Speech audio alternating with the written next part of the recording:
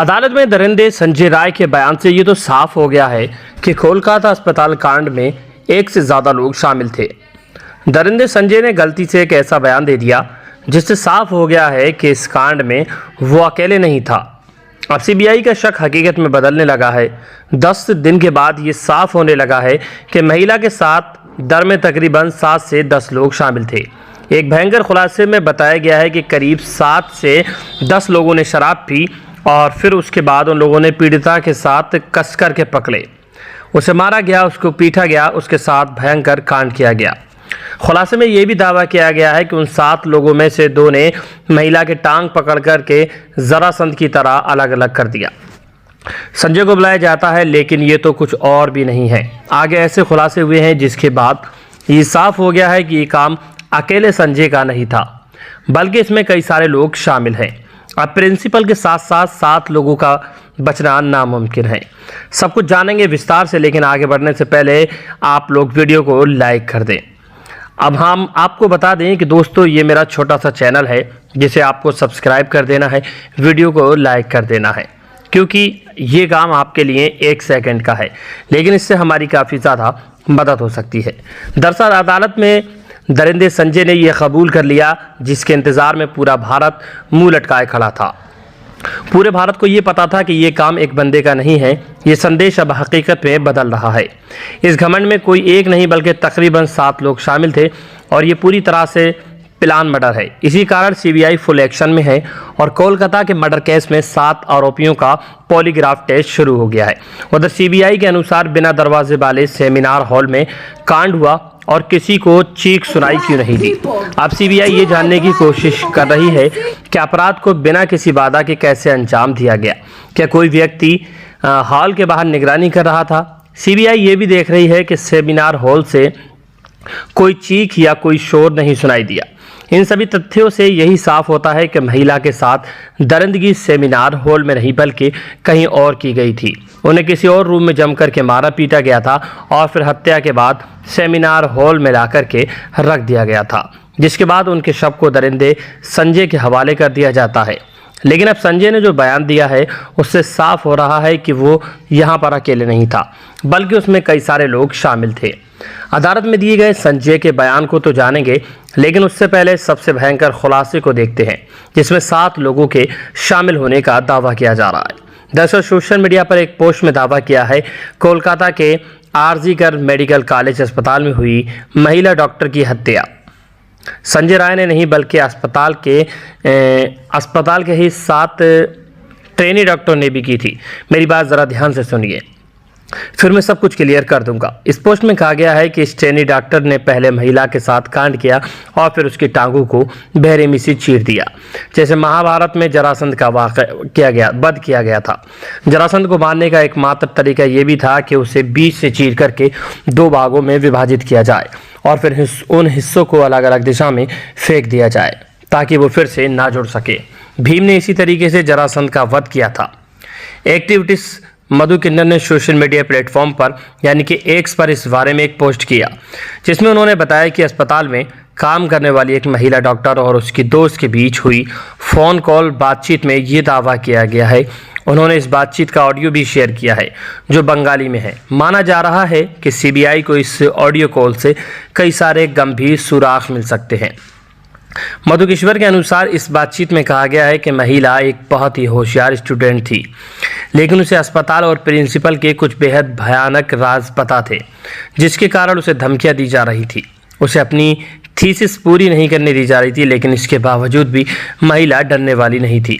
उसने इसका विरोध किया और कहा कि अगर उसे परेशान किया गया तो अस्पताल की काली करतूतों को उजागर कर देगी, जिसके बाद पिछले 6 महीने से उसे लगातार परेशान किया जा रहा था। उसे बिना रुके 26 घंटे की नाइट शिफ्ट पर रखा जा रहा था और उस पर भारी काम का प्रेशर डाला जा रहा था। चेंस डिपार्टमेंट के हेड सीनियर पॉजिटिव और अन्य लोग भी इस बात से वाकिफ थे कि प्रिंसिपल और उनके ग्रुप के नेक्सस का इस स्टूडेंट पर कितना दबाव था। इस बात से साफ है कि प्रिंसिपल के साथ साथ पूरा अस्पताल उस महिला के खिलाफ खड़ा था, क्योंकि वो सच और न्याय के लिए झुकने को तैयार नहीं थी। इस सब के बावजूद वो लड़की अपने फैसले पर अड़ी थी। 9 अगस्त 2024 की रात इन सभी ने मिलकर के उसके खिलाफ साजिश रची। पोस्टमार्टम में बताया गया कि रेप और मर्डर पहले से प्लान किया गया था। यह अब तक का सबसे खौफनाक खुलासा है। सीबीआई इसी के आधार पर जांच आगे कर रही है। बातचीत में यह भी कहा गया है कि पहले कई पॉजिटिव और सीनियर डॉक्टर्स सेमिनार रूम में आराम करते थे, लेकिन उस रात पीड़िता को अकेले वहां सोने के लिए कहा गया।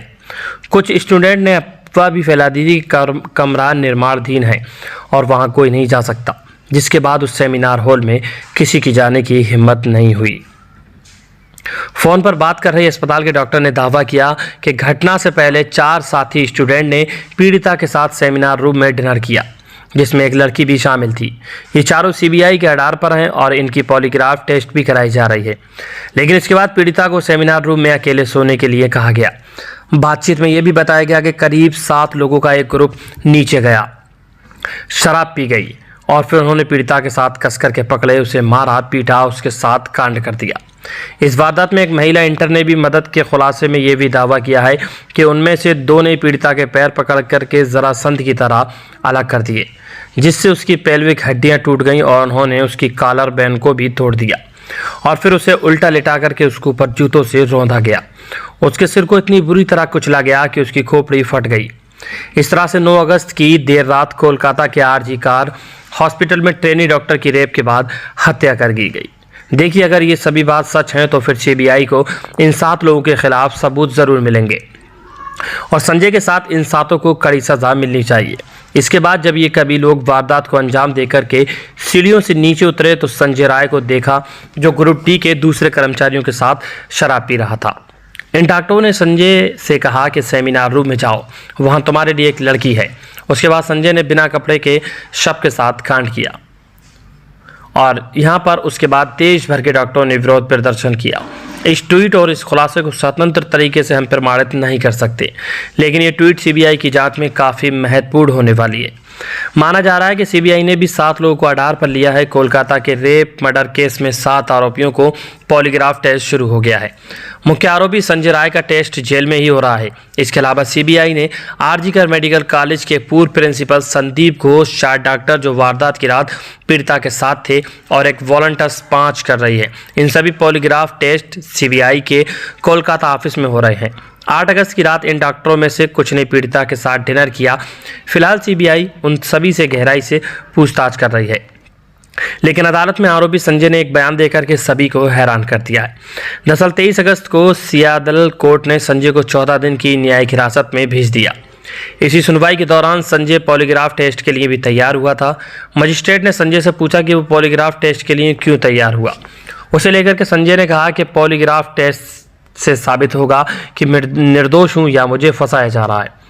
संजय के इस बयान ने सवाल खड़ा कर दिया है, क्योंकि वो खुद को निर्दोष बता रहा है। इसका मतलब साफ है कि इस कांड में कई लोग शामिल हैं। इसी कारण सीबीआई फुल एक्शन मोड में आ चुकी है।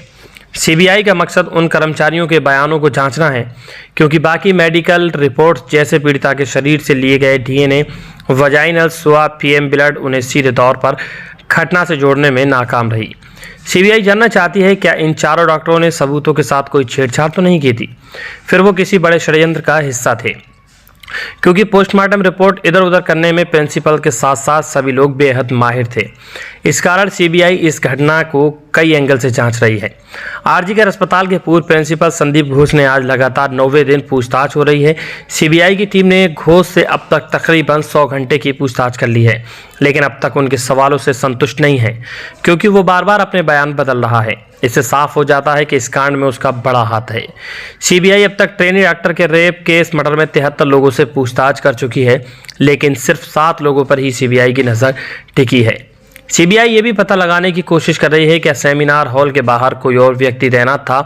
इसके लिए सीसीटीवी फुटेज की गहराई से जांच की जा रही है। अधिकारी ये भी देख रहे हैं कि जब घटना हुई तो सेमिनार हॉल के अंदर से कोई आवाज़ क्यों नहीं सुनाई दी। सीबीआई के मुताबिक अस्पताल के सेमिनार हॉल के दरवाजे की चिटकनी कुछ दिनों से टूटी हुई थी और ये बात सबको पता थी। इसी कारण जब डॉक्टर रात 2 से 3 बजे के बीच हॉल में गए तो दरवाज़ा बंद नहीं कर पाई। एक ड्यूटी डॉक्टर ने उन्हें सोते हुए भी देखा था। अब सीबीआई ये जानने की कोशिश कर रही है कि अपराध को बिना किसी बाधा के कैसे अंजाम दिया गया।